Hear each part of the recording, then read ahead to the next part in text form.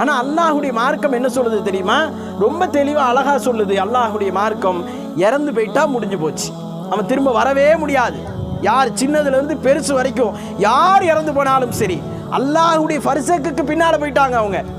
அப்போ இந்த பேய் பிசாசு பித்தலாட்டம் எல்லாம் இந்த வசனம் என்ன செய்யும்? போட்டு உடைச்சி அப்படி ஒன்றுமே இல்லை, ஒரு மண்ணும் கிடையாதுன்னு சொல்லிடும். நாம் ஒரு காரியத்தை செய்வதாக இருந்தால் அல்லாஹ் சொல்லியிருக்கிறானான்னு கேட்கணும். தூதர் இதை காட்டியிருக்கிறாங்களா, இப்படி தூதர் செய்ய சொல்லியிருக்கிறாங்களா அப்படின்னு நாம் என்ன செய்யணும்? கேட்கணும். நாம் அதை கேட்காம நம்ம இஷ்டத்துக்கு நம்ம செஞ்சோன்னு சொன்னால் நாம் என்னது, நம்ம சரியான முஸ்லீம் கிடையாது. நாம் மக்கத்து குறைஷிகள் எப்படி இருந்தார்களோ அப்படித்தான் நாம் இருக்கிறோம். அய்யாமுல் ஜாஹிலியத் என்று அல்லாஹுடைய தூதரவர்கள் அவர்களை குறித்து அடையாளம் காட்டுகிறார்கள். ஜாஹிலியாவில் இருக்கக்கூடிய மக்கள் என்கின்றார்கள். அல் குர்ஆன்ல அவ்வளோ அழகா அல்லாஹ் சொல்வான், வமை எபுத்தகி கைரல் இஸ்லாமி தீனன், இஸ்லாம் அல்லாததை யாராவது விரும்பினால் நேசித்தால் ஃபலை யுக்பல மின்ஹு வஹுவ ஃபில் ஆখিরাতি மினல் காசிரீன். 3வது அத்தியாயத்தினுடைய 85வது வசனம். அதில் அல்லாஹ் கேட்குறான், என்ன, நீங்கள் இஸ்லாம் அல்லாத மார்க்கத்தை ஒருத்தர் விரும்பினால் அல்லாஹ் ரப்புல் ஆலமீனால் அது ஒப்புக்கொள்ளப்படாது. கடுமையான வார்த்தை. அச்சு அல்லிமூன் அல்லாஹ பிதீனிக்கும், உங்களுடைய மார்க்கத்தை நீங்கள் அல்லாஹுக்கு கற்றுக் கொடுக்கிறீர்களா என்று கேட்கின்றான். எப்படி கேட்கிறான்? நீ ஒரு புது மார்க்கத்தை உருவாக்கி வச்சுட்டு நீ புதுசா ஒரு தீனை ரெடி பண்ணிட்டு அது அல்லாஹுக்கு கற்றுக் கொடுக்கிறியா அப்படின்னு என்ன செய்யறான்? அல்லாஹ் கேட்கிறான். அல் குர்ஆன்ல 49வது அத்தியாயம் 11வது வசனத்தில் அதை பார்க்க முடியுது.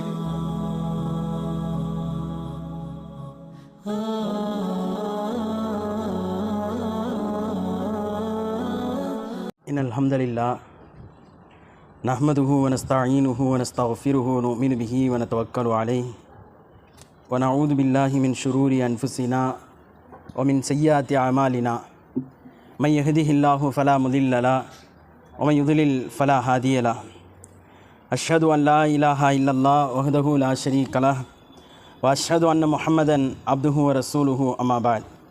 ஃபகத் क़ால அல்லாஹு தஆலா ஃபில் குர்ஆனில் அஸீம் வல் ஃபுர்கானில் மஜீத்.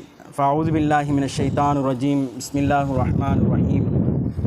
யா அய்யுஹன் நாஸு தக்கூ ரப்பக்கும் அல்லதீ خلقكم من نفس واحدة وخلق منها زوجها وبث منهما رجالا كثيرا ونساء واتقوا الله الذي تساءلون به والأرحام إن الله كان عليكم رقيبا. فقال نبينا صلى الله عليه وسلم إن أصدق الحديث كتاب الله فأحسن الهدي هدي محمد وشر الأمور محدثاتها وكل محدثة بدعة وكل بدعة ضلالة وكل ضلالة في النار. اللهم رب اشرح لي صدري ويسر لي أمري واحلل عقدة من لساني يفقهوا قولي. எல்லாம் அல்ல அல்லாஹு தாலாவின் நல்லடியார்களே, அல்லாஹுடைய சாந்தியும் சமாதானமும் இந்த சத்திய மார்க்கத்தை சமூகத்தில் போதிக்க வந்த நபிமார்கள், அவர்களை பின்பற்றி வாழ்ந்தவர்கள், இன்றளவிலும் நம்மோடு வாழ்ந்து கொண்டிருப்பவர்கள் அனைவர் மீதும் உண்டாவதாக என்று கூறி ஆரம்பம் செய்கின்றேன். அன்பான சகோதரர்களே, அல்லாஹு ரப்புல் ஆலமீன் அல் குர்ஆனிலே இன்னத்தீன இந்தல்லாஹில் இஸ்லாம், அல்லாஹுவிடத்திலே மார்க்கம் என்று சொன்னால் அது இஸ்லாம் தான் என்று தெளிவாக பதிவு செய்கின்றான். அப்படி அல்லாஹு ரப்புல் ஆலமீன் சொல்லக்கூடிய தருணத்தில் அல்லாஹுவால் படைக்கப்பட்ட இந்த பூமியில் அல்லாஹுவால் படைக்கப்பட்ட மனிதர்கள் மார்க்கமாக இந்த உலகத்தில் ஒன்றை பின்பற்ற வேண்டும் என்று சொன்னால் இஸ்லாத்தை தான் பின்பற்ற வேண்டும் என்பது அல்லாஹுடைய உபதேசம்.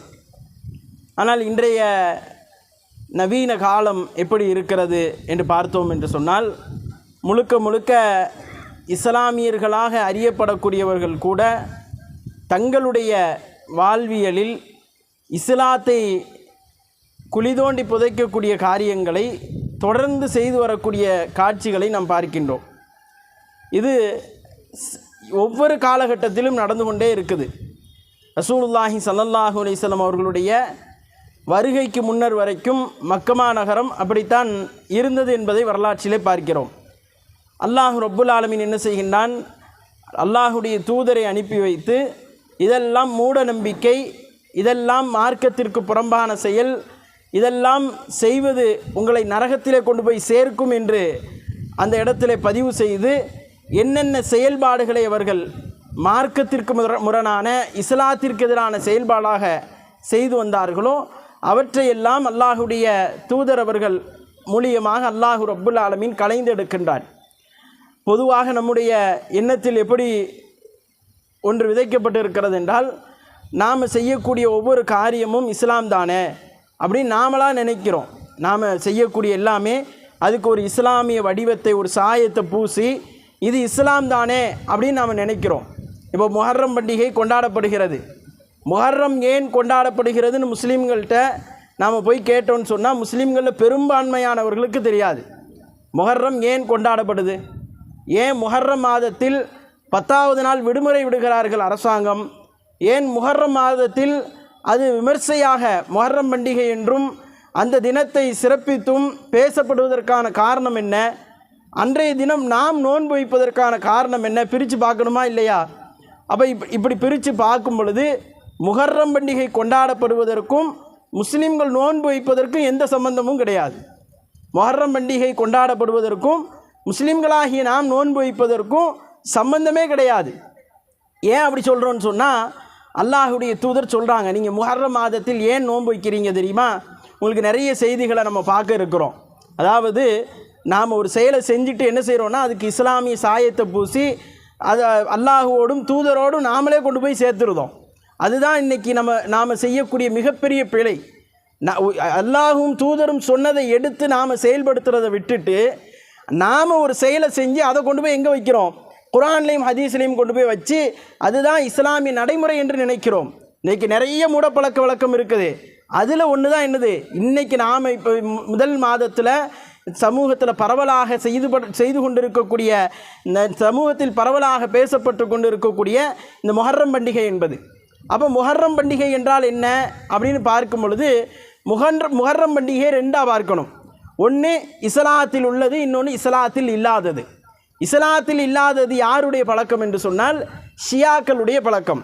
ஷியாக்கள் என்ன செய்கிறாங்க, அந்த முஹர்ரம் 10வது நாளில் கர்பலா என்கின்ற ஒரு பகுதியில் ஹுசைன் ரலியல்லாஹு அன்ஹு அவர்கள் கொல்லப்பட்ட தினத்தை வெகு விமர்சையாக சிறப்பித்து, அதாவது அந்த துக்கத்தை அனுசரிக்கக்கூடிய வகையில் அந்த நாளை ரொம்ப ஒரு மக்கள் மத்தியில் பிரபலப்படுத்தி என்ன செய்கிறாங்க, அன்றைய தினத்தில் ஹுசைன் ரலியல்லாஹு அன்ஹு அவர்களை நினைவு கூறும் விதமாக அந்த முஹர்ரம் தினத்தில் அவர்கள் பஞ்சா எடுக்கக்கூடிய காட்சியை என்ன செய்கிறோம், பார்க்குறோம். பஞ்சாவுக்கும் முஸ்லீம்களுக்கும் சம்பந்தம் உண்டுமான்னு கேட்டால் கிடையாது.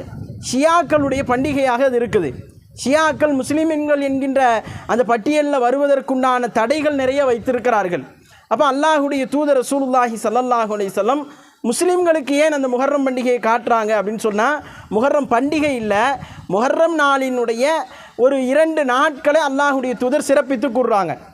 நம்ம வந்து முஹர்ரம் பண்டிகை கொண்டாடுவதற்கான காரணம் ஹுசைன் ரலியல்லாஹு கொல்லப்பட்டதற்காக அல்ல.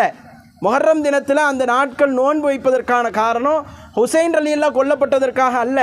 ஹுசைன் ரலியல்லாஹுக்கும் அல்லாஹுடைய தூதர் இந்த முஹர்ரம் தினத்தை நோன்பு வைப்பதற்காக கட்டளையிட்டதுக்கும் சம்பந்தமே கிடையாது. நிறைய நம்மள்கிட்ட மூடப்பழக்கம் இருக்குது. முஹர்ரம் தினத்தை முன்னிட்டு ஹுசைன் ரலியல்லாஹு அன்னைக்கு கொல்லப்பட்டாங்களாம், அந்த 10 நாட்களில் 10வது நாள், அதனால் என்ன செய்ய மாட்டாங்க, இவங்கெல்லாம் 10 நாள் கறி வாங்க மாட்டாங்க. போய் பாருங்கள், கேட்டு பாருங்கள், பெரியவங்கள்ட்ட வயசானவங்கள்ட்ட கேட்டு பாருங்கள், சொல்லுவாங்க 10 நாள் இறைச்சி சாப்பிடக்கூடாது, மீன் சாப்பிடக்கூடாது. கடையெல்லாம் வாடி போய் கிடந்துச்சு. எல்லா கடைகள்லையும் சூழலை பார்த்தோம். எப்படி இருந்துச்சு, ஒரு கடையில் வியாபாரம் கிடையாது. இப்போ சமீப காலத்தில் கொஞ்சம் பரவாயில்லை. ஆனால் அந்த 10 நாட்களில் 10வது நாள் வந்து ஹுசைன் ரலியல்லாஹு கொல்லப்பட்டதுனால 10 நாளும் என்ன செய்யக்கூடாது, கறி சாப்பிடக்கூடாது, சாப்பிடவே கூடாது. அப்படி கவலை உள்ள ஆள் 10 நாள் என்ன செய்யக்கூடாது, பச்சை தண்ணி கொடுக்கக்கூடாது, அப்படி தானே இருக்கணும். ஆனால் 10 நாள் கறி மட்டும் இவங்க சாப்பிட மாட்டாங்களாம், இறைச்சி மட்டும் மீன் மட்டும் சாப்பிட மாட்டாங்களாம். 10 நாள் இது ஒரு மூட பழக்கம் அவர்களிடத்தில். சாப்பிட்டா நாம் அந்த துக்கத்தில் கலந்து கொள்ள முடியாமல் போயிடும். ஆனால் நாம் இன்னைக்கு நோன்பு வைக்கிறோம். எதுக்காக நோன்பு வைக்கிறோம்?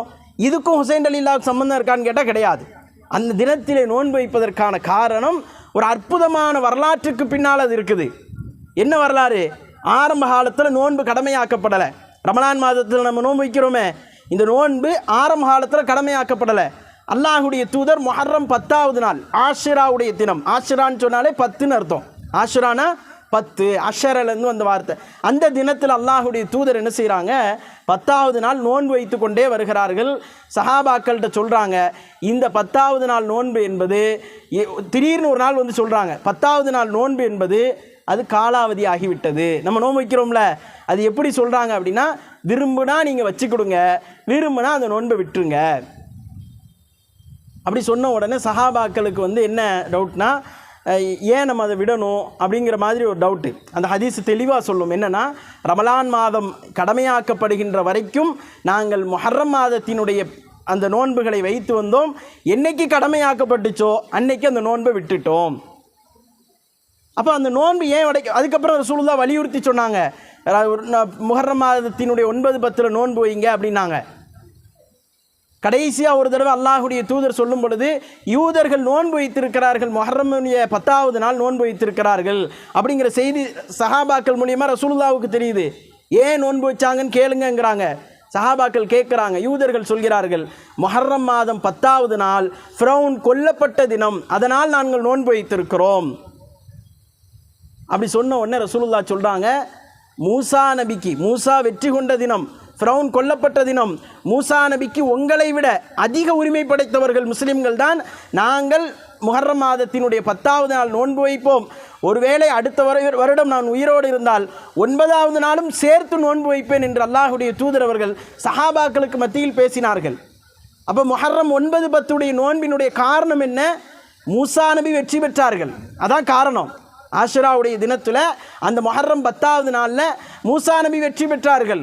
ஆனால் இன்னைக்கு அந்த நிகழ்வு என்ன செய்யப்படுது, அந்த மாதத்தில் நடந்த இன்னொரு நிகழ்வோடு சேர்க்கப்படுகிறது. ஹுசைன் ரலியல்லாஹு அவர்கள் கொலை செய்யப்பட்ட நிகழ்வோடு சேர்க்கப்பட்டு அங்கே ஷியா கொண்டாட, இங்கே முஸ்லீம்கள் கொண்டாட, 2 ஒன்று தான் நிறைய பேர் நினைத்து கொண்டு இருக்கிறார்கள். அந்த மூட பழக்கத்துக்கும் இஸ்லாத்துக்கும் எந்த சம்பந்தமும் கிடையாது. இது முழுக்க முழுக்க முஸ்லீம்கள் கொண்டாடுவதற்கான, முஸ்லீம்கள் அதை சிறப்பித்து நோன்பு வைப்பதற்கான காரணம், மூசா நபி வெற்றி பெற்றார்கள், ஏகத்துவம் வெற்றி பெற்றது, ஃபிரௌன் கடலில் மூழ்கடிக்கப்பட்டான், அதான் காரணம். காரணம் என்னது? ஏகத்துவம் என்ன செஞ்சது?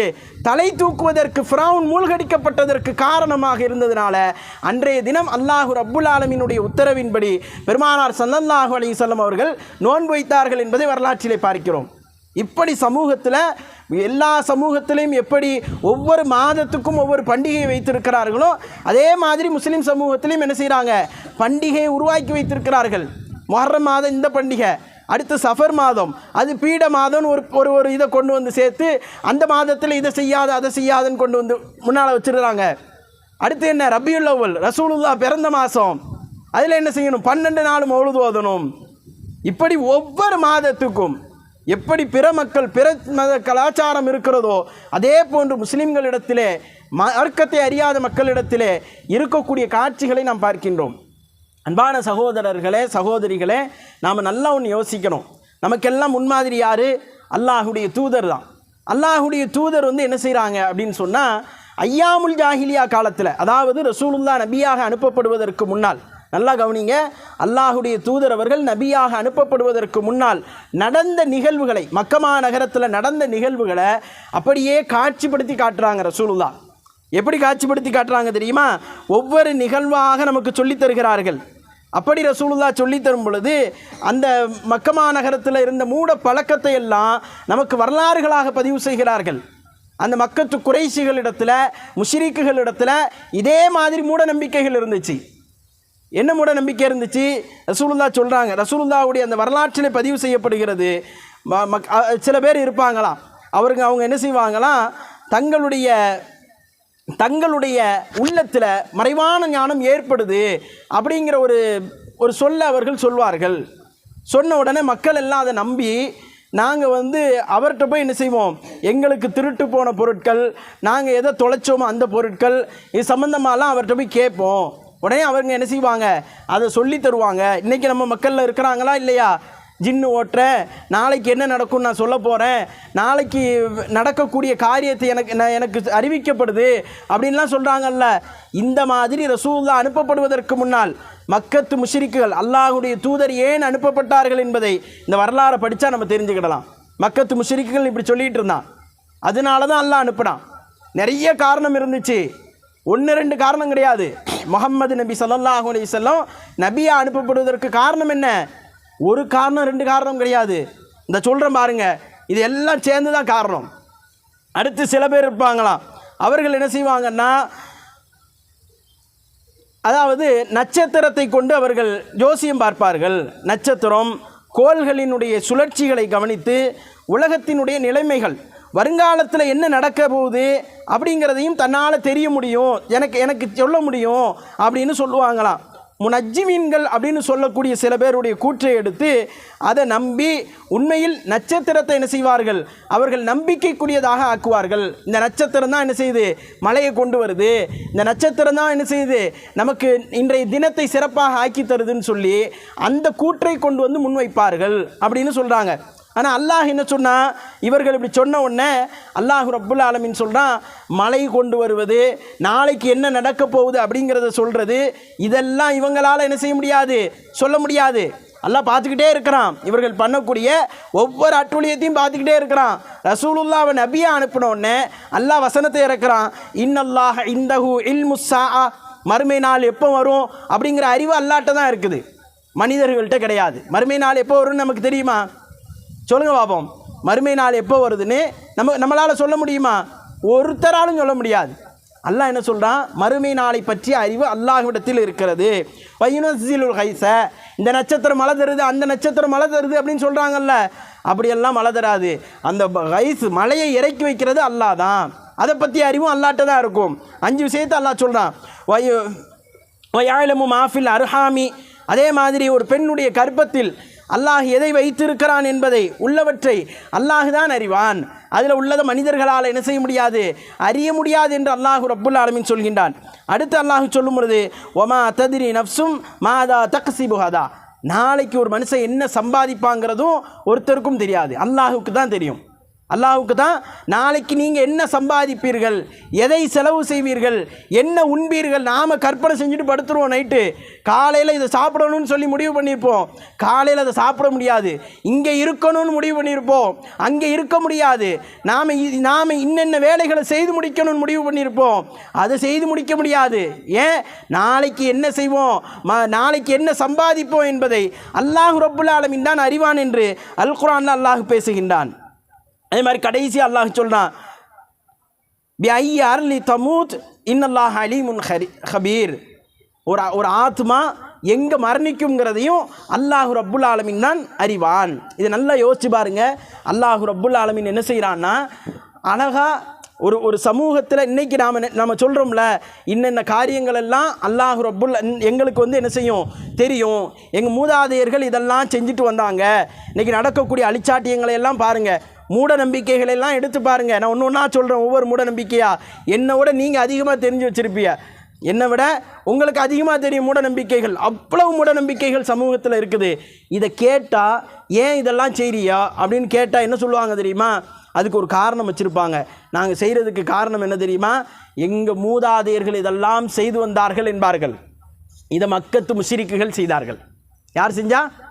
எங்கள் ஆப்பா, எங்கள் பெத்தாப்பா எல்லாரும் செஞ்சாங்கன்னு இவங்க காரணம் சொல்லுவாங்க. மக்கத்து முஷ்ரிக்குகள் இதை செஞ்சதுனால தான் ரசூலுல்லாஹ் நபியாக அனுப்பப்பட்டாங்க. நபி ஏன் நபியாக வந்தாங்க? முகமது நபி ஏன் நபியாக வந்தாங்க?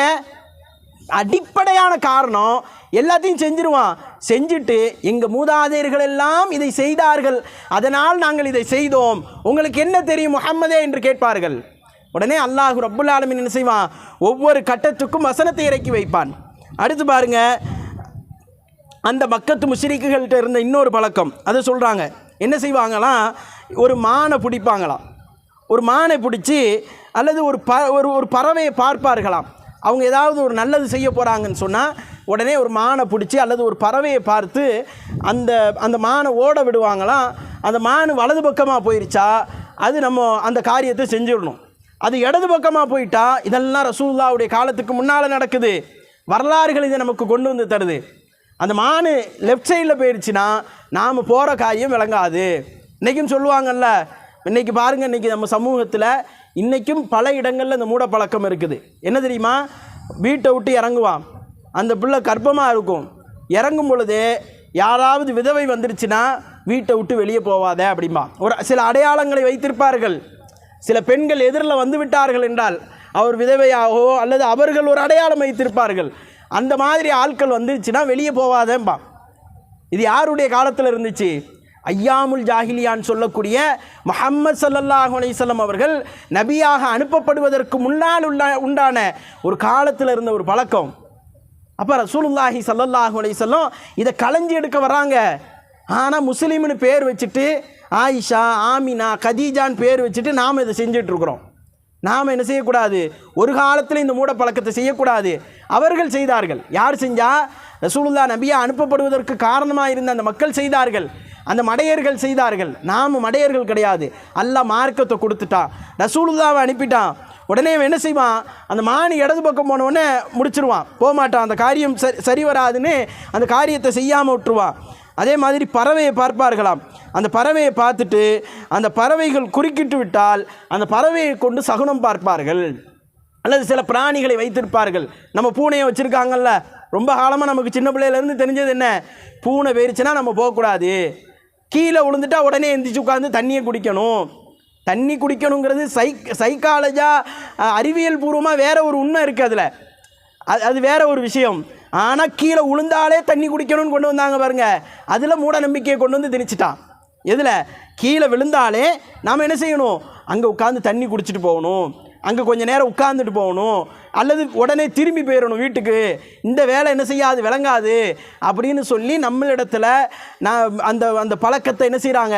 கொண்டு வந்து திணிச்சு அந்த மூட நம்பிக்கையை சில நம்ம விரும்பாத நிகழ்வுகள் நடந்துருச்சுன்னு சொன்னால் அடுத்து அந்த காரியத்தின் பக்கம் போகக்கூடாது அப்படிங்கிற அளவுக்கு நம்மளை தள்ளிவிடுகிறார்கள். இது அல்லாஹுடைய தூதருடைய காலத்துக்கு முந்தைய காலம் இருந்துச்சு. இதை களையிறதுக்கு தான் ரசூலுல்லாஹ் அனுப்பப்பட்டார்கள். அடுத்து பாருங்க, அல்லாஹு ரப்புல் ஆலமீன் அந்த முந்தைய வரலாறுகளை நமக்கு படம் பிடிச்சு காட்டும் பொழுது இந்த செய்தியை சொல்கிறான். ஒரு இந்த பேய் பிசாசுங்கிற நம்பிக்கை இருக்குதுல்ல, அன்றைக்கி சமூகத்தில் பேய் வந்துடும், பிசாசு வந்துடும், பிள்ளைகளை பயங்காட்டுறதுக்காக சொல்லி வச்சாங்க. ஆனால் அது எப்படி ஆகிப்போச்சுன்னா, பெரியவர்களே பேயை பார்த்து பயப்படுறாங்க. பேயை பார்த்து இல்லை, பேய் என்கின்ற ஒரு அமானுஷத்தை பார்த்து அந்த அந்த அந்த மனசில் அப்படி பதியப்பட்டுருச்சு. அது மன ரீதியாக அவர்களுக்கு பதியப்பட்ட காரணத்தினால தனியாக என்ன செய்ய மாட்டான், போக மாட்டான், தனியாக அந்த காரியத்தை செய்ய மாட்டான். ஒரு பெண்ணாக இருந்தால் தனியாக என்ன செய்ய மாட்டார், அந்த ஒரு இருட்டான பகுதியில் ஒரே ரூமில் தான் இருப்பான். அடுத்த ரூமுக்கு போகிறதுக்கு யோசிப்பான், அடுத்த காரியத்தை செய்ய யோசிப்பான். பிள்ளைகளுக்கு சொல்லி கொடுத்ததுனால பிள்ளைங்க அந்த இருட்டை பார்த்தாலே பயப்படக்கூடிய ஒரு சூழலுக்கு நாமளே கொண்டு போய் தள்ளிட்டோம். இதையும் அந்த மக்கள் செய்து கொண்டு இருந்தார்கள். யார்? மக்கத்து குறைஷிகள், மக்கத்து முஷ்ரிக்குகள் இந்த காரியத்தையும் செய்து கொண்டு இருந்தார்கள். என்ன செய்வாங்களாம்? அந்த இறந்து போன செத்து போன அந்த மனுஷனை, ஒருத்தனை கொலை பண்ணிட்டாங்கன்னு வைங்க, அந்த கொலை செஞ்ச மனுஷனை பற்றி ஒரு நம்பிக்கையை அந்த மக்கள்கிட்ட விதைக்கிறாங்க. கொலை செய்தவர் என்ன செய்வார் என்றால், அவர் பழி தீர்க்கப்படாத வரைக்கும் அவர் அப்படியே சுற்றிக்கிட்டே இருப்பாராம். அந்த இடத்த சுற்றி வருவார்.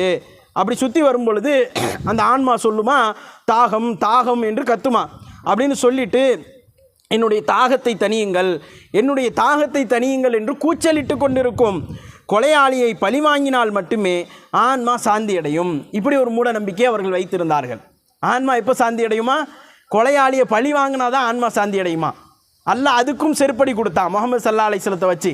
நாம் இன்றைக்கி பேசுகிறோம்ல, இறந்து போனவ ஏதாவது தூக்கு போட்டு இறந்துருந்தா, தீக்குளிச்சு இறந்துருந்தா, விஷம் அருந்தி தற்கொலை செய்திருந்தால், ஏதோ ஒரு வகையில் தற்கொலை செஞ்சுருந்தா அந்த ஆன்மா மேலே போவாது, அல்லாஹ் இன்னும் உயிரை வாங்கலை. இப்படி ஒரு பேச்சு இருக்குங்க நம்ம மக்கள் மத்தியில். இப்படியான ஒரு பேச்சு இருக்குது. அந்த ஆன்மா மேலே போகலை, அல்லாஹ் உயிரை வாங்குறதுக்கு முன்னக்கூட்டியே அவள் தன்னைத்தானே மாற்றிக்கிட்டா. அல்லது ஒரு ஆக்சிடெண்ட்டில் இறந்து போனவனை இப்படி சொல்லுவாங்க, அந்த ஆன்மா இன்னும் மேலே போகலை, அது சுற்றிக்கிட்டு தான் இருக்குது. அல்லது இறந்த வீட்டுக்கு போயிட்டாங்கன்னு வைங்க, அதுக்கு சில சம்பிரதாயங்களை வைத்திருக்கிறார்கள், அதுக்கு சில மூட நம்பிக்கையை வைத்திருக்கிறார்கள். இறந்த வீட்டுக்கு போனால் இதை செய்யக்கூடாது, இறந்த வீட்டுக்கு போனால் ரசூலுல்லாஹ் சொல்லி கொடுத்தா நம்ம என்ன செய்ய போகிறோம், அது செய்ய போகிறோம். சொல்லி கொடுக்கலன்னா அது செய்யக்கூடாது. இறந்த வீட்டுக்கு போயிட்டு அம்மன் அந்த மேலே சிச்சிடிப்பின்னு சொல்லுவாங்கள்ல, நம்ம ஊரில் பரவலாக அம்மன்னு சொல்லுவாங்க, அது போட்ட வீட்டுக்கு என்ன செய்ய மாட்டாங்க, போக மாட்டாங்க. அல்லது இங்கே போயிட்டு அங்கே போக மாட்டாங்க, அங்கே போனால் இங்கே தண்ணி குடிக்க மாட்டான், இங்கே வந்தால் அங்கே தண்ணி குடிக்க மாட்டான். இப்படி நிறைய வச்சுருக்கிறான். அப்போ அல்லாஹுடைய தூதருடைய காலத்தில் இந்த பழக்கம் இருந்துச்சு. தூதருடைய காலத்தில் இல்லை, தூதர் அனுப்பப்படுவதற்கு முன்னால் இந்த பழக்கம் இருந்துச்சு. இந்த கொலை செஞ்சவன், கொலை செய்யப்பட்டவன், அல்லது இந்த மாதிரி இறந்து போனவன் ஆன்மா அப்படியே சுற்றிட்டு இருக்குதுன்னு சொல்லி ஒரு மூட நம்பிக்கை பரப்பி வைத்திருந்தார்கள். அல்லாஹ் அதுக்கு எப்படி சவுக்கடி கொடுத்தான் தெரியுமா?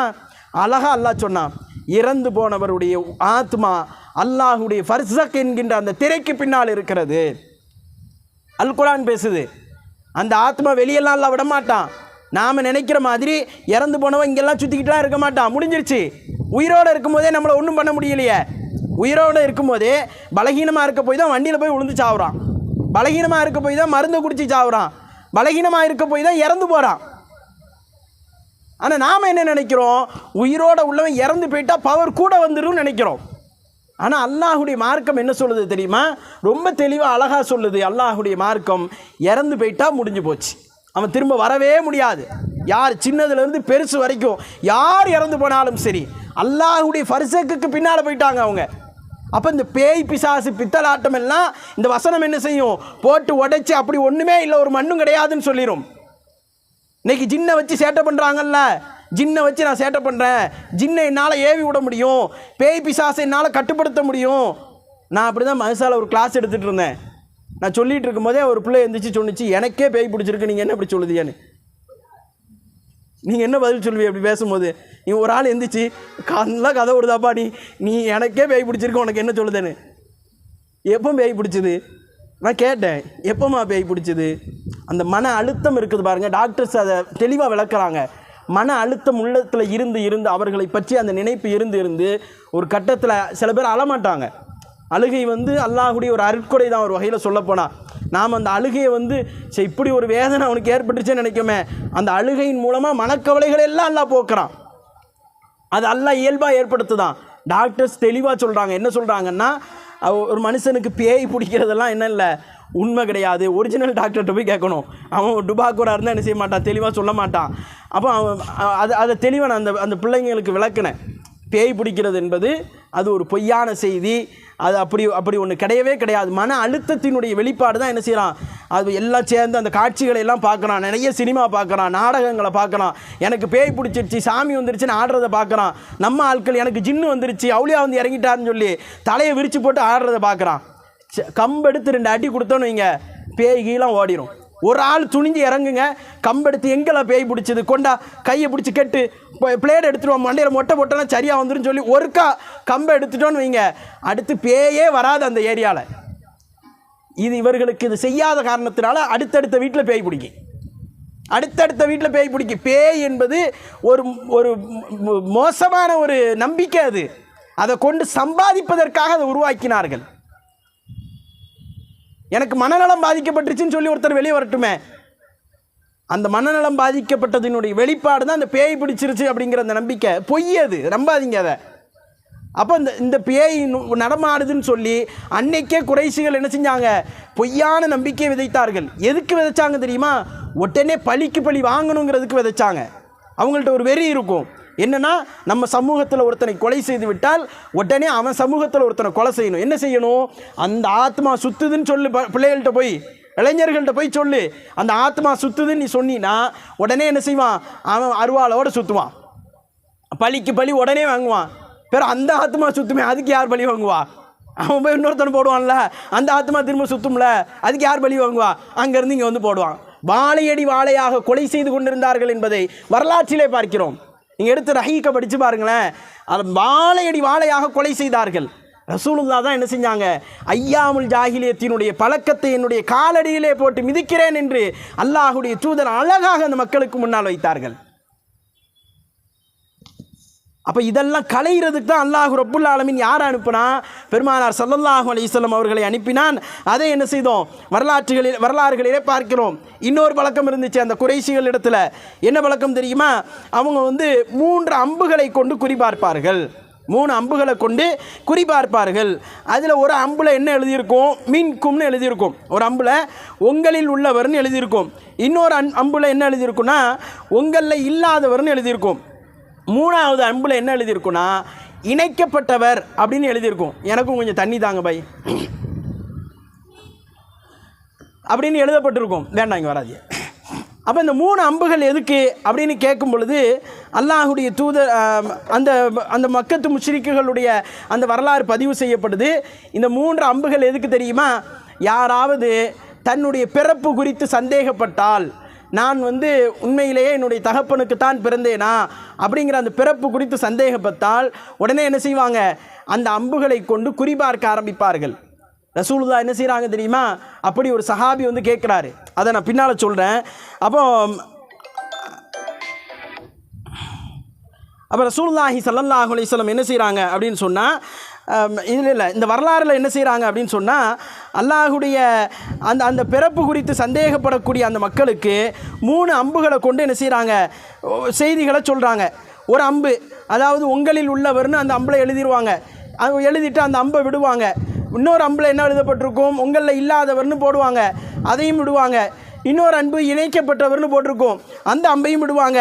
இப்படி 3 அம்பையும் விட்டுட்டு அவர்களில் யாருக்காவது ஒருத்தருக்கு வம்சம் பற்றி சந்தேகம் எழுந்த உடனே 100 திர்ஹம் 100 ஒட்டகங்களோடு ஹுபுல் என்ற சிலையிடம் அழைத்து வருவார்கள். தர்காக்களுக்கு கூட்டு போகிறாங்கல்ல, அதே மாதிரி அன்றைக்கி சிலைகள்கிட்ட கொண்டு வருவார்கள்.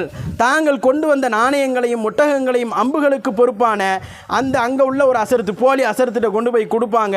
கொடுத்த உடனே பூசாரி என்ன செய்வார், அம்பை எடுப்பார். அப்போது மின்கும் அப்படிங்கிற அந்த அம்பு வந்துருச்சுன்னா அந்த ஆலிம்சா தான் எடுப்பார். இன்றைக்கும் சமூகத்தில் இந்த மாதிரி வேறு மாதிரியான, இந்த மாதிரி நடக்காது, வேறு மாதிரியான செயல்கள் நடக்குது. அவர்களை வைத்து, ஜின்னை ஓட்டக்கூடியவர்களை வைத்து, இந்த அவுலியாக்கள் பெயரால் ஏமாற்றக்கூடியவர்களை வைத்து, தர்காக்கள் பெயரால் ஏமாற்றக்கூடியவர்களை வைத்து வேறு செயல்கள் சமூகத்தில் நடந்து கொண்டு இருப்பதை நம்ம பார்க்குறோம். இப்போ இவர் அம்பை எடுப்பார், அதில் மின்கும்ங்கிற அந்த அம்பு வந்துருச்சுன்னு சொன்னால் உடனே அவரை வந்து என்ன செய்வாங்க, உன் தகப்பன் வந்து இவர் தான் அப்படின்னு அவரை நியமித்து அனுப்பிடுவாங்க. மின் கைரிக்கும்னு வந்துருச்சுன்னு சொன்னால் உண்கள்லேருந்து உள்ளவர் இல்லைன்னு சொன்ன உடனே அவரை அதை விட்டு என்ன செய்வாங்க, நீக்கிடுவாங்க. இணைக்கப்பட்டவர்னு வந்துருச்சுன்னா அவரை கண்டுக்கொள்ளாமல் விட்டுருவாங்க. இப்படி ஒரு பழக்கம் இருந்துச்சு அவர்களுக்கு. யாரை முடிவு பண்ணுறதுக்கு, பெற்றெடுத்த தகப்பனை முடிவு பண்ணுவதற்கு. பெற்றெடுத்த எப்படி ஒரு தகப்பனை அடையாளம் காட்டணும், ரசூலுல்லாஹ்ட்ட வந்து கேட்குறாரு ஒருத்தர், என்னுடைய தந்தையை நான் எப்படி அறிந்து கொள்வது? அல்லாஹுடைய தூதர் சொல்கிறாங்க, 2 ஒட்டகங்களை கொண்டு உதாரணம் காட்டுகிறார்கள். ஒரு சாம்பல் நிற ஒட்டகம், ஒரு சிகப்பு நிற ஒட்டகம். சாம்பல் நிற ஒட்டகம் யாருக்கு பிறக்குது? சிகப்பு நிற ஒட்டகத்துக்கு பிறக்குது. ஒரு குட்டி ஒட்டகம் சிகப்பு நிறத்தில் இருக்குது. சிகப்பு நிற ஒட்டகம் எதுக்கு பிறக்குது? ஒரு சாம்பல் நிற ஒட்டகத்துக்கு பிறக்குது. அதனால் உங்கள் கலரு நிறத்தை கொண்டுலாம் என்ன செய்யாதீங்க, நீங்கள் பிறப்பை வந்து முடிவு செய்யாதீங்க. உங்களுடைய தகப்பனுக்கு பிறந்திருக்கிறாய் என்கின்ற நம்பிக்கை சொல்லப்பட்டால் அதை அப்படியே ஏற்றுக்கொள்ளுங்கள் என்கின்ற உபதேசத்தை அல்லாஹுடைய தூதர் சொல்கிறாங்க. அப்போ இந்த மக்களிடத்தில் இருந்த மூட பழக்கத்தை களைவதற்குத்தான் ரசூலுல்லாஹ் அனுப்பப்பட்டார்கள். ஆனால் இந்த சமூகத்தில் இப்போ என்ன நிறைஞ்சிருக்குது அப்படின்னு பார்த்தா, மூடப்பழக்கம் எக்கச்சக்கமாக பெருகிருச்சு. மாதங்களுக்கு ஒரு மூடப்பழக்கத்தை சமூகத்தில் உள்ளவர்கள் செய்து கொண்டிருக்கிறார்கள். ஒவ்வொரு மாதமும் ஒவ்வொரு மூடப்பழக்கம். கேட்டால் நம்ம ஃபஸ்ட்டு சொன்னது தான். என்ன காரணம்? எங்கள் வீட்டில் எல்லாரும் அப்படி தான் செஞ்சாங்க. அவங்க சொல்கிற ஆட்கள்லாம் பெரிய அறிவாளியான்னு பார்த்தா ஆக கூமுட்டைகளை அடையாளம் காட்டுவாங்க. 1ஆம் நம்பர் டுபாக்கூரை கொண்டு வந்து, மார்க்கத்தை பற்றி அறிவே இருக்காதவர்களுக்கு அவர்களை கொண்டு வந்து அடையாளம் காட்டுவார்கள். இவர் இப்படி தான் செஞ்சார், எங்கள் பள்ளியாச ஆலிம்சா இப்படி தான் செஞ்சார், எங்கள் வீட்டில் உள்ள பெரியவங்கள்லாம் இப்படி தான் செஞ்சாங்க. அல்லாஹ் குர்ஆனிலே கேட்குறான், அவர்கள் எதையும் அறியாதவர்களாகவும் மடையவர்களாகவும் இருந்தாலுமா அவர்களை நீங்கள் பின்பற்றுவீர்கள் என்று அல் குர்ஆனில் அல்லாஹ் கேட்குறான். நீங்கள் அல்லாஹ்வின் தூதரையும் பின்பற்றுங்கள் என்று அவர்களிடம் சொல்லப்பட்டால் அவர்கள் நாங்கள் எங்களுடைய மூதாதையர்களை எதில் கண்டோமோ அதைத்தான் பின்பற்றுவோம் என்று சொல்கிறார்கள். நீங்கள் கேளுங்கள், அவர்கள் எதையும் அறியாதவர்களும் மூடர்களுமா இருந்தாலுமா நீங்கள் அவர்களை பின்பற்றுவீர்கள் என்று அவர்களிடத்தில் கேளுங்கள்னு சொல்லி அல் குர்ஆனில் 7வது அத்தியாயத்தில் அல்லாஹ் பேசுகின்றான். அப்போ யோசித்து பாருங்கள் அன்பான சகோதரர்களே, தாய்மார்களே, அல்லாஹுடைய தூதர் அவர்கள் எதை உடைத்தெறிவதற்கு வந்தார்களோ, எந்த மூடப்பழக்கம் இல்லை என்று சொல்வதற்கு வந்தார்களோ அந்த மூடப்பழக்கம் நமக்கு ஏதோ ஒரு வழியில் உள்ள வந்துருச்சு. அதை இன்றைக்கி நாமளும் என்ன செய்கிறோம், இது அல்லாஹுடைய தூதர் சொன்னதா செய்ததா கட்டளையிட்டதா என்பதை அறிந்து கொள்ளாமல் தொடர்ந்து நாம் செய்து கொண்டே இருக்கிறோம். இது என்ன மாதிரியான சூழலை ஏற்படுத்தும் தெரியுமா? பலிகேட்டில் கொண்டு போய் தள்ளிடும். இந்த மூட பழக்கங்களை நாம் தொடர்ந்து பின்பற்றுவது என்ன சூழலை ஏற்படுத்தும் என்றால், நம்மளை வழிகேட்டில் கொண்டு போய் தள்ளிடும், ஷிர்க்கில் கொண்டு போய் தள்ளிடும். அல்லாஹுடைய தூதரவர்கள் 23 ஆண்டு காலம் எதை ஒழிப்பதற்கு பாடுபட்டார்களோ அதை நோக்கி நாம் மீண்டும் போய்விடுவோம். இன்னைக்கு ஒரு பெரும் கொண்ட கூட்டம் தர்கா வழிபாட்டை தூக்கி வைத்து பிடித்து கொண்டு ஆடுவதற்கான காரணம் என்ன? இப்படி சின்ன சின்ன மூட பழக்க வழக்கங்கள் கொஞ்சம் கொஞ்சமாக உள்ள வர ஆரம்பித்தது. எப்படி முஸ்லீம் அல்லாத மக்கள் செய்கிறார்களோ மூட பழக்கங்களை, அதே போன்று இவர்களும் செய்ய ஆரம்பித்து கடைசியில் அவர்கள் தேர் இழுத்தால் இவர்கள் சந்தன கூட இழுப்பார்கள். அவர்கள் செய்வதற்கு ஈக்குவலாக என்னென்ன பழக்கங்கள் எல்லாம் உண்டோ அத்தனையும் இவர்கள் செய்வார்கள். அவர்கள் ஆண்டுக்கு ஒரு விழாவை கொண்டாடினால் இவர்களும் ஆண்டுக்கு ஒரு சந்தன கூடை கொண்டாடுவார்கள். அந்த சூழல் ஏற்பட்டுவிடும். அவ்வளவு மூடப்பழக்கங்கள் இன்றைக்கு சமூகத்தில் பெருகி இருக்குது. ஒரு பெண்ணுக்கு திருமணம் ஆகிறது என்று சொன்னால் அவளுக்கு நாமெல்லாம் அந்த திருமணத்தில் பார்ப்பது என்ன தெரியுமா? வெறும் வரதட்சணையையும் அந்த மாப்பிள்ளை வீட்டு விருந்தா பொண்ணு வீட்டு விருந்தா இதைத்தான் நம்ம பார்த்துட்டு இருக்கிறோம். உள்ளே நடக்கிற அட்டூழியம் தெரியுமா அவங்களுக்கு? உள்ள அவ்வளவு அட்டூழியம். பெண்ணு நிக்கா டைரியில் கையெழுத்து போட்ட உடனே கண்ணாடியை கொண்டு வந்து கையில் கொடுப்பாங்க, குரானை கொண்டு வந்து கையில் கொடுப்பாங்க. எதுக்கு நீ அதை கொடுத்தேன்னு கேளுங்க. இன்றைக்கி பழக்கம் இருக்குது. இந்த தாய்மார்கள்ட்ட கேளுங்க, சொல்லுவாங்க. நான் கண்கூடாக அதை பார்த்துருக்கிறேன். அப்படியான பழக்கங்கள் இன்றைக்கு சமூகத்தில் இருக்குது. குரானையும் கண்ணாடியும் கொண்டு வந்து கொடுப்பாங்க. ஒரு பெண் வயதுக்கு வந்து விட்டால் அவளுக்கென்று சில சடங்குகளை வைத்திருக்கிறார்கள், மூட பழக்கத்தை வைத்திருக்கிறார்கள். மார்க்கம் என்ன சொல்லுது? வெளியே சொல்லாதம்மா, அது அது அது அவளுக்கு ஏற்பட்ட ஒரு இன்னல், ஒரு கஷ்டம், அந்த மாதத்தில் ஏற்படக்கூடிய ஒரு மாதவிடாய் என்று மார்க்கம் அழகாக அதை சொல்லித் தருகிறது. அது வெளியே சொல்லாதங்குது. இவன் என்ன செய்கிறான்? அதை விழா எடுத்து கொண்டாடுகின்றான். ஏன்? அந்த பக்கத்து தெருவில் அவங்கெல்லாம் கொண்டாடுறாங்க, நானும் கொண்டாடுறேன். அப்புறம் பெண்ணு குழந்தை உண்டாயிட்டா அவளுக்கு என்ன செய்யணும்? வளகாப்பு நடத்தணும். அதில் என்னெல்லாம் செய்யணும்? இதெல்லாம் செய்யணும். அவன் என்னெல்லாம் செய்யக்கூடாது? மகரிபுக்கு மேலே வெளியே போகக்கூடாது. அது பொதுவான விதி. மகரிபுக்கு மேலே வெளியே போகக்கூடாதுங்கிறது இருக்குதா இல்லையா? அது கர்ப்பிணிகளுக்கு மட்டுமல்ல, அது ஒட்டுமொத்த முஸ்லிம்களுக்கும் அல்லாஹ்வுடைய தூதர் சொல்லிக் கொடுத்த உபதேசம். மகரிபுடைய தொழுகைக்கு பிறகு ஷைத்தான்கள் அவிழ்த்து விடப்படுகிறார்கள். அங்கங்கே நிற்பா.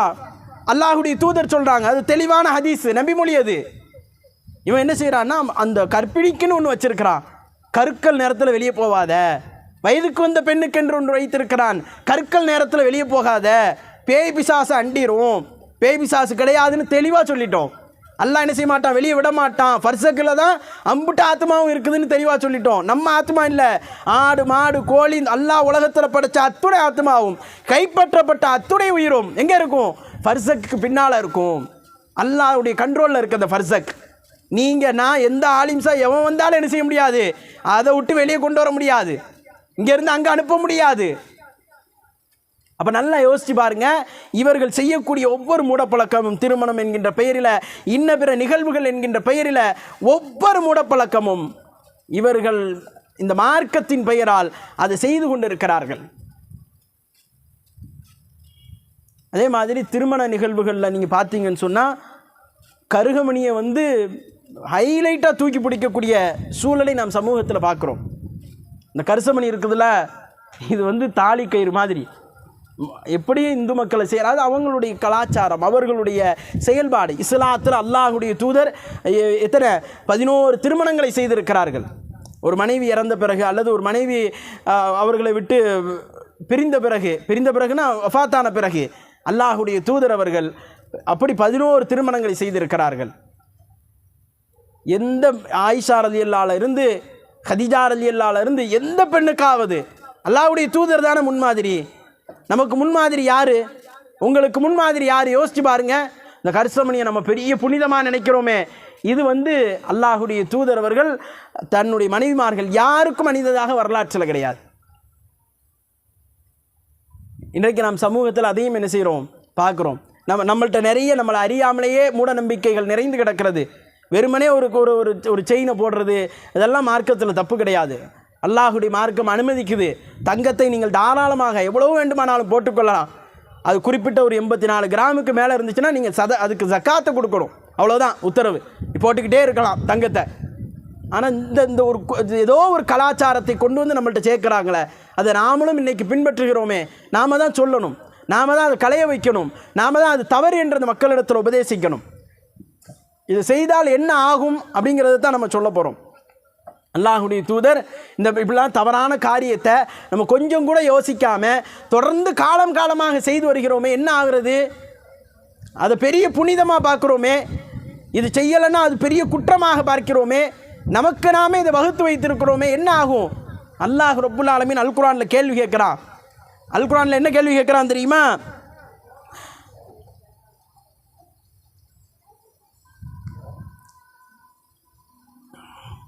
அல்லாஹ் சொல்கிறான் பாருங்க, அத்துஅல்லிமூன அல்லாஹ பிதீனிக்கும். கடுமையான வார்த்தை, அல்லாஹ் சொல்லக்கூடிய கடுமையான வார்த்தை. அத்துஅல்லிமூன அல்லாஹ பிதீனிக்கும், உங்களுடைய மார்க்கத்தை நீங்கள் அல்லாஹுக்கு கற்றுக் கொடுக்கிறீர்களா என்று கேட்கின்றான்.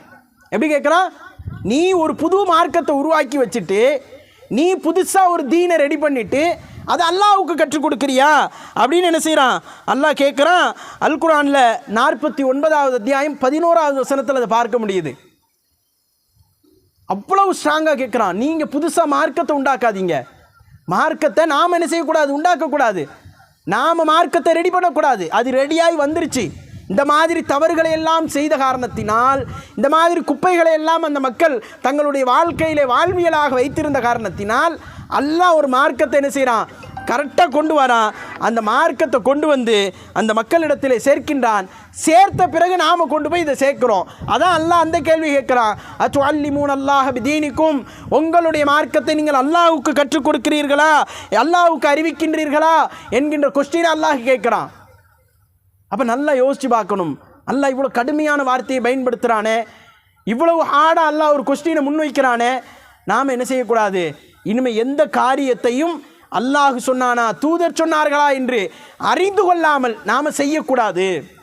அது தொழுகையாக இருந்தாலும் சரி, இன்ன பிற இபாதத்துகளாக இருந்தாலும் சரி, நாம் ஒரு காரியத்தை செய்ய போகிறோம் என்றால் இது அல்லாஹ் சொல்லியிருக்கிறானா அப்படின்னு கொஸ்டின் கேட்கணும்.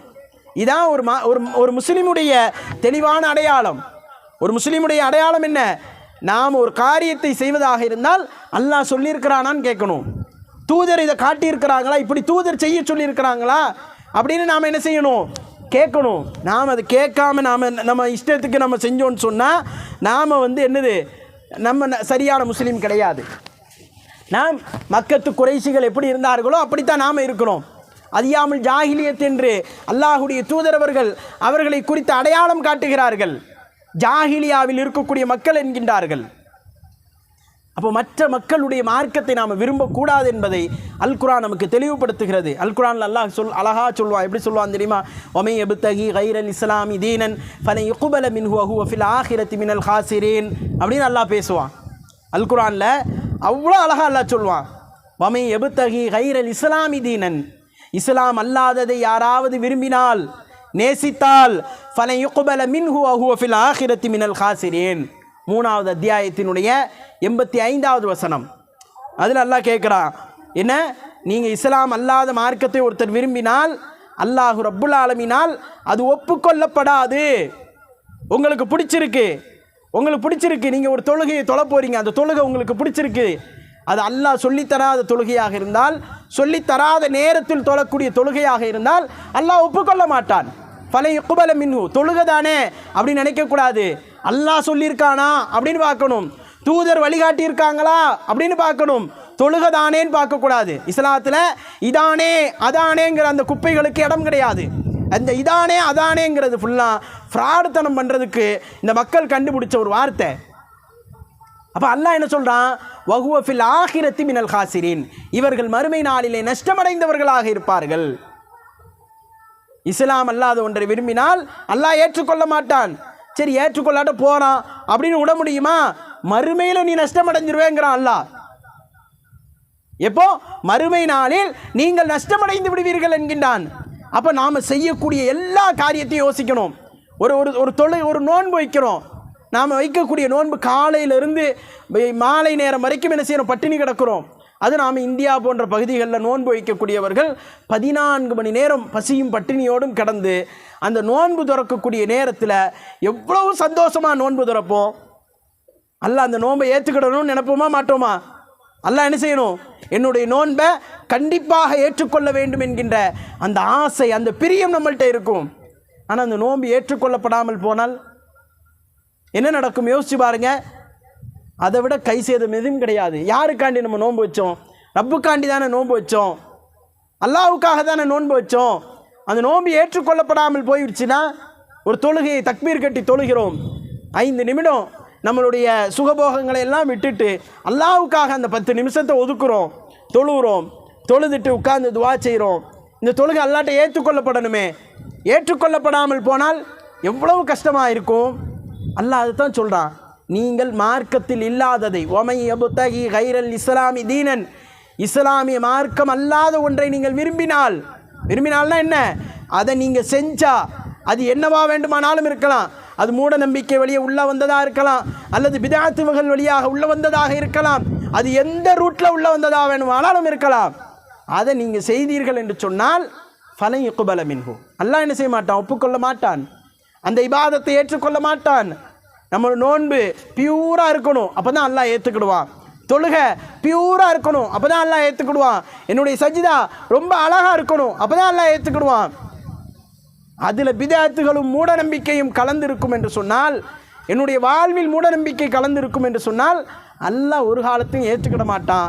ஏற்றுக்கிடாதது மட்டுமல்ல, கூடுதலாக அல்லாஹ் ரப்புல் ஆலமீன் நஷ்டவாளிகளுடைய பட்டியலில், மறுமை நாளிலே நரகவாசிகளுடைய பட்டியலில் கொண்டு போய் அவர்களை சேர்க்கின்றார். அப்போ அல்லாஹுடைய தூதர் அவர்கள் ஒவ்வொரு உரைகளை ஆரம்பிக்கும் போது என்ன செய்வாங்க தெரியுமா, பயான் நடக்க ஆரம்பிக்கல. இப்போ நம்மெல்லாம் வந்தோம், பயான் நடக்க ஆரம்பிச்சதில்ல, ஃபஸ்ட்டு நம்ம என்ன ஓதணும், சூரத்து நிசாவினுடைய முதல் வசனம், யா ஐயுஹன்னாஸ் இத்தகு ரப்பக்கும் அல்லதி ஹலகக்கும் மின் நஃப்ஸின் வாஹிதா அப்படிங்கிற அந்த வசனத்தை ஓதணும். அதுக்கடுத்து ஒரு நபிமொழி, இன்ன அஸ்தகல் ஹதீஸி கிதாபுல்லா ஃபஹ்சனல் ஹதி முஹம்மதின் ஷர்ரல் உமூரி. இந்த நபிமொழி இருக்குல்ல, இந்த இந்த இந்த இந்த ஸ்டெப் பை ஸ்டெப்பாக பண்ணுறோம்ல, இது ரசூலுல்லாஹ் சொல்லி தந்தது. ஃபஸ்ட்டு அல்லாஹ்வை புகழணும், அடுத்து என்ன செய்யணும், அந்த குர்ஆன் வசனத்தை இது ரசூலுல்லாஹ் என்ன செய்கிறாங்க, இதை இப்படி தான் செஞ்சாங்க. பயான் ஆரம்பிக்கிறதுக்கு முன்னக்கூட்டி இன்னல் ஹம்தலில்லான்னு ஓத ஆரம்பித்து அந்த துவாலாம் ஓதி முடித்த உடனே ஃபஸ்ட்டு என்ன செய்வாங்க, இந்த சூரத்து நிசாவினுடைய முதல் வசனத்தை ஓதுவாங்க. ஓதி முடித்த உடனே இன்ன அஸ்தகல் ஹதீஸி கிதாபுல்லா என்கின்ற இந்த நபிமொழியை சொல்வார்கள். இந்த நபிமொழி என்ன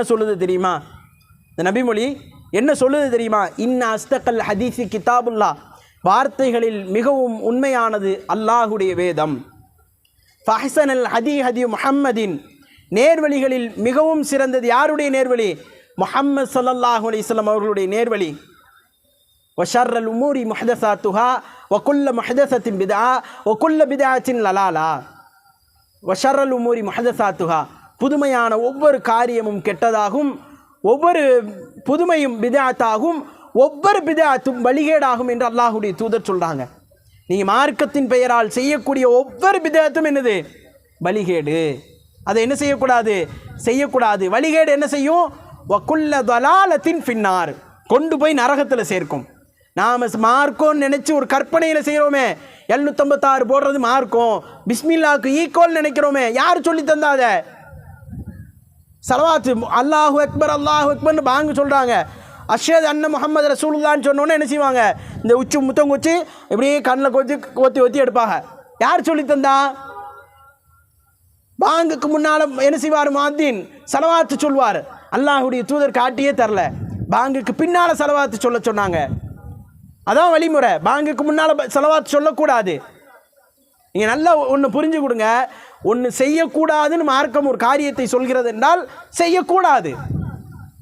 செய்யணும்னு கட்டளையிட்டால் அதைத்தான் செய்யணும். குண்டக்க மண்டக்க செய்கிறது இருக்குது பார்த்தீங்களா, அது மார்க்கத்தை கேலி செய்வதற்கு சமம். இங்கே செய்யின்னு சொன்னால் அங்கே போய் செய்கிறது. நீங்கள் உங்கள் பிள்ளைகளே யோசிச்சு பாருங்கள், தண்ணியை கொட்டாதலா அப்படின்னா தண்ணியை கொட்டினா என்ன செய்வீங்க, எவ்வளோ திமிரு பாரு. வாய்ப்பு கிடச்சா அத்தாவையும் சேர்த்து திட்டுவான், அப்பனை மாதிரியே வந்திருக்கு பாரு அப்படின்பா. வாய்ப்பு கிடச்சா இவன் அம்மாவையும் சேர்த்து திட்டுவான், அம்மாவை மாதிரியே வந்திருக்கு பாரு, தண்ணியை கொண்டு வந்து கொட்டுறா பாரு அப்படின்னு. இது நமக்கு கோபத்தை ஏற்படுத்தாதா? என்ன ஒன்று செய்யாதன்னு சொன்னால் செய்யக்கூடாது, அதைத்தான் நான் செய்வேன்னு சொன்னால் இது திமிர்த்தனம். மார்க்கத்தில் அல்லாஹுடைய தூதர் சொல்கிறாங்க, பாங்குக்கு பின்னால் சலவாத் சொல்லுன்னு. இவன் என்ன செய்கிறான், பாங்குக்கு முன்னால் மைக்க போட்டு அல்லாஹும்ம சல்லி அலா சையிதினா நபீனா மௌலானா முஹம்மதின் அல்லாஹு அக்பர்னு பாங்கு சொல்ல ஆரம்பிச்சிடறான். இது எவ்வளோ மோசமான செயல். நீங்கள் இந்த பிதாயத்தை புரிஞ்சுக்கிட்டதுக்கு ஒரு அழகான வழிமுறை சொல்கிறேன். ஃபஜ்ர் பாங்கு தெரியுமா எல்லாருக்கும்? ஃபஜ்ர் பாங்கு எத்தனை மணிக்கு சொல்லுவாங்க, எத்தனை மணிக்கு வேண்டாம், அது பெரிய சர்ச்சையாயிரும். ஃபஜ்ருடைய பாங்குடைய வாசகம் என்ன? அந்த கூடுதல் ஒரு வாசகம் இருக்குது. என்ன வாசகம்? அஸ்ஸலாத்து ஹைரும் மினன் நௌம். என்ன அர்த்தம்? அஸ்ஸலாத்து கைரும் மினன் நௌம், தூக்கத்தை விட தொழுகை சிறந்தது. அதானே பாங்குடைய வாசகம், ஃபஜ்ருடைய வாசகம் அதானே. எதற்காக அந்த வாசகத்தை அங்கே வச்சுருப்பாங்கன்னு நம்ம நினைக்கிறோம்? சொல்லுங்கள். அந்த வாசகத்தை ஏன் ஃபஜ்ரில் கொண்டு போய் வச்சாங்க? எல்லாரும் தூங்கிட்டு இருப்பாங்க அதானே. அப்போ இந்த வாசகத்தை அங்கே சொல்கிறோம். வேறு எங்கேயாவது சொல்கிறோமா? தொழுகையில் பாங்கில் வேறு எங்கேயுமே சொல்கிறது கிடையாது. எல்லாரும் அசரில் தூங்குகிறோம். மோதினார் என்ன செய்கிறார்? மைக்கை போட்டு பாங் சொல்லிகிட்டு இருக்கும் போதே என்ன செய்கிறாரு? ஹையால சலா ஐயால ஃபலா முடிஞ்ச உடனே அவர் சொல்கிறாரு அஸ்ஸலாத்து கைரும் மினன் நௌம்ங்கிறாரு. என்ன செய்வோம்? அந்த மோதினாரை அங்கனே அடி வெளுத்துருவோம். இல்லாதது எதுக்கு பண்ணிகிட்டு இருக்கு? எல்லா பள்ளியாசலையும் கேட்பாங்க. நாம் இன்றைக்கி பார்க்குறோம்ல, நம்ம சுற்றி 18-20 பள்ளியாசம் இருக்குல்ல, எல்லா பள்ளியாசலையும் சத்தம் போடுவாங்க. என்ன சொல்லுவாங்க? அப்படி செய்யக்கூடாது, ரசூலுல்லாஹ் அங்கே செய்யலை அப்படிம்பாங்க. அப்போ தெரியுதுல, அறிவு இருக்குல்ல. இங்கே அல்லாஹ்வுடைய தூதர் செய்யலை, இங்கே செஞ்சாங்க. அங்கே அந்த நேரத்தில் தூங்கினாலும் சரி ரசூலுல்லாஹ் செஞ்சாதான் செய்யணும். சும்மா நம்ம இஷ்டத்துக்கெல்லாம் செய்யக்கூடாது. ஃபஜ்ரில் ஏன் ரசூலுல்லாஹ் செஞ்சாங்க? ஃபஜ்ரில் எல்லாரும் தூங்கி கொண்டிருந்தார்கள் என்பது மட்டும் காரணம் அல்ல. ரசூலுல்லாஹ் தொழுகையை நினைவுபடுத்துகிறார்கள். தூக்கத்தினுடைய அசதியில் எழுந்து வந்தாலும் சரி, தஹஜ்ஜத்தை தொழுதுட்டு நம்ம உட்கார்ந்திருந்தாலும் சரி, மொத்த சமூகமோ அங்கே சொல்ல வேண்டும் என்பது அல்லாஹ்வுடைய தூதருடைய உபதேசம். அப்போ ரசூலுல்லாஹ் என்ன சொன்னாங்களோ அதைத்தான் செய்யணும். நம்ம இஷ்டத்துக்கு திமிர் பிடிச்சி போய் என்ன செய்யக்கூடாது? ஒரு காலத்திலையும் செய்யக்கூடாது. அல்லாஹ் அதை விரும்ப மாட்டான், ரசூலுல்லாஹ் அதை விரும்ப மாட்டார்கள். மறுமை நாளிலே அப்படி ஒரு கூட்டம் வரும். ரசூலுல்லாஹ் சொல்லுவாங்க, உம்மத்தி உம்மத்தி என்று அல்லாஹ்வுடைய தூதர் அழைப்பார்கள். என்னுடைய சமூகம் என்பார்கள். ஏன்? அந்த கூட்டம் அல்லாஹ்வுடைய தூதருக்கு முன்னால் ஒரு ஹவுலுல் கௌசர் என்ற தடாகம், அந்த கௌசர் என்கின்ற தடாகத்தில் தண்ணி குடிக்கிறதுக்காக வரும். வந்த உடனே அங்கே உள்ள வானவர்கள் இருக்கிறாங்களா இல்லையா, அந்த தண்ணி குடிக்கிறதுக்கு அந்த மக்களை அலோ பண்ணாமல், எல்லாம் முஸ்லீம் தோற்றத்தில் தான் வருவாங்க, அலோ பண்ணாமல் அவர்களை தரவென்று இழுத்து விட்டு செல்வார்கள். போனால் ரசூலுல்லாஹ் பார்த்துட்டு அல்லாஹ்வுடைய தூதர் சொல்லுவாங்க, இவங்க என்னுடைய சமூகம் தண்ணி குடிக்க விடுங்க அப்படிங்கிற மாதிரி சொல்லுவாங்க அல்லாஹ்வுடைய தூதர். அந்த வானவர்கள் அங்கே தெளிவுபடுத்துவார்கள், நீங்கள் மரணித்த பிறகு உங்களுக்கு பின்னால் இந்த மார்க்கத்திலே இவர்கள் புதுமையை ஏற்படுத்தினார்கள் என்பார்கள். அப்போ நாம் செய்யக்கூடிய ஒவ்வொரு மூடப்பழக்கமும் அது புதுமையான காரியம்தான், இந்த மார்க்கத்தின் காரியம் அல்ல. நாம் ஒரு கையில் மோதிரம் அணிவதாக இருந்தாலும் சரி, ஒரு ஆடை அணிவதாக இருந்தாலும் சரி, தாடி வைப்பது ஃபர்தா அணிவதாக இருந்தாலும் சரி, பெருமானார் சொன்னார்களா என்பதை நாம் சீர்தூக்கி பார்த்துத்தான் செய்ய வேண்டும். அல்லாஹ்வுடைய தூதர் இப்படி செஞ்சாங்களா? ஆமாம், அல்லாஹ்வுடைய தூதர் செஞ்சிருக்கிறாங்க, அதனால் செய்கிறேன். தூதர் செய்யலையா? செய்யக்கூடாது. தடுத்த காரியமான்னு பார்க்கணும். தடுத்திருந்தால் கண்டிப்பாக செய்யக்கூடாது. அல்லாஹ்வுடைய தூதர் அவ்வளவு எச்சரிக்கையை முன்வைக்கிறார்கள். அதைத்தான் ஒவ்வொரு உரையிலையும் ஆரம்பத்தில் என்ன சொன்னாங்க? ஷர்ரல் உமூரி முஹதஸாத்துஹா குல்ல முஹதஸத்தின் பிதா குல்ல பிதாத்தின் லலாலா குல்ல லலாலத்தின் ஃபின்னார். ஒவ்வொரு வழிகேடும், ஒவ்வொரு பிதாத்தும் வழிகேடு, ஒவ்வொரு வழிகேடும் நரகத்தில் கொண்டு போய் சேர்க்கும். கஷ்டப்பட்டு நோன்பு வச்சது போயிடும், கஷ்டப்பட்டு தொழுது போயிடும், கஷ்டப்பட்டு குர்ஆன் ஓதுவது போயிடும். முழுக்க அல்லாஹ்வுக்காக வாழ வேண்டும் என்று சினிமாக்கள் மற்ற பிற சுகபோகங்களை எல்லாம் தூக்கி எறிஞ்சிட்டு இந்த உலகத்தில் அல்லாஹ்வுக்காக வாழ்கிறேன், முஸ்லீமாக அடையாளப்படுத்துகிறேன், என்னுடைய ஆடைகளை நான் மறைத்துக் கொள்கிறேன், என் கணவனுக்கு முன்னால் மட்டும்தான் நான் வெளிப்படுவேன், என்னுடைய வாழ்விலே தாடியை ஒரு காலத்திலும் அகற்ற மாட்டேன், தொழுகைக்கான நேரத்திலே நான் வேலை செய்ய மாட்டேன் என்று என்னவெல்லாம் இந்த உலகத்திலே நாம் நல்ல காரியங்களை செய்தோமோ எல்லாம் ஒன்றும் இல்லாமல் போயிடும். மறுமை நாளில் போனால் ஒன்றுமே இருக்காது நம்ம கையில். யார் பிதாத்தை விரும்பி செய்தார்களோ, பிரமத கலாச்சாரத்தை செய்தார்களோ, மார்க்கத்தில் இல்லாத ஒன்றை செய்தார்களோ, தூதர் வெறுக்கக்கூடியதை செய்தார்களோ, தூதர் காட்டி தராததை செய்தார்களோ அவர்களுக்கு. ஆக அன்பானவர்களே, அல்லாஹ் ரப்புல் ஆலமீன் நமக்கு அற்புதமான மார்க்கத்தை கொடுத்திருக்கிறான். ஆகையால் நாம் என்ன செய்யணும்? முழுக்க இந்த மார்க்கத்தை நம்முடைய வாழ்வியலாக ஆக்கி கொண்டு மகிழ்ச்சியாக அதை எடுத்துக்கொண்டு நம்முடைய வாழ்வில் இந்த ஒவ்வொரு மார்க்கத்தினுடைய ஒவ்வொரு கடமையையும் நம்முடைய வாழ்வில் சிறப்பாக செயல்படுத்துவதற்கு யோசித்து பெருமானார் இதை சொல்லிக் கொடுத்தார்களா என்பதை தெரியலைன்னா தெரிஞ்சவங்கள்ட்ட கேட்டு நாம் என்ன செய்யணும்? படித்து கொண்டு நம்முடைய வாழ்வில் அதை செயல்படுத்த வேண்டும். அப்படியாகத்தான் அல்லாஹ் ரப்புல் ஆலமீன் இந்த மார்க்கத்தை ரொம்ப பளீர்னு நமக்கு கையில் கொடுத்துருக்கிறான். அதை செயல்படுத்துவதற்கான முயற்சிகளை நாம் அதிகமாக எடுக்க வேண்டும் என்கின்ற செய்தியை உங்களுக்கு முன்னால் வைக்கின்றேன்.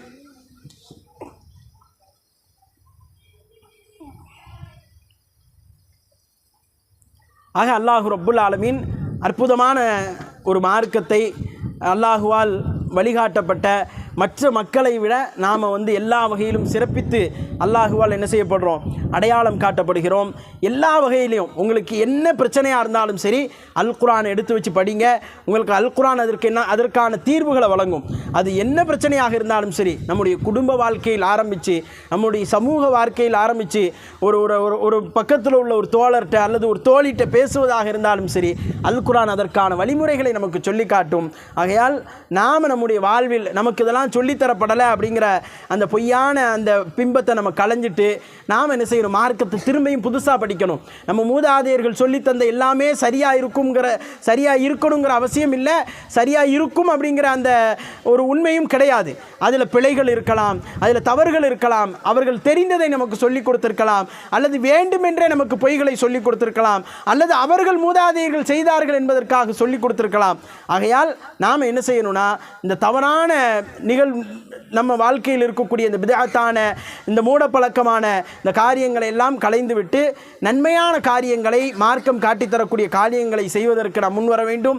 அல்லாஹ் ரப்புல் ஆலமீன் கேட்ட இந்த செய்திகளை நம்முடைய வாழ்விலே நினைவில் வைத்து நாமும் குர்ஆன் சுன்னாவை பின்பற்றி வாழ்வதற்குண்டான பாக்கியத்தை உங்களுக்கும் எனக்கும் ரப்புல் ஆலமீன் தந்தல் புரிவானாக என்று கூறி நிறைவு செய்கின்றேன். அகூலு கௌலி ஹாதா அஸ்தக்ஃபிருல்லாஹ் லி வலக்கும். அஸ்ஸலாமு அலைக்கும் வரஹ்மத்துல்லாஹி வபரகாத்துஹு.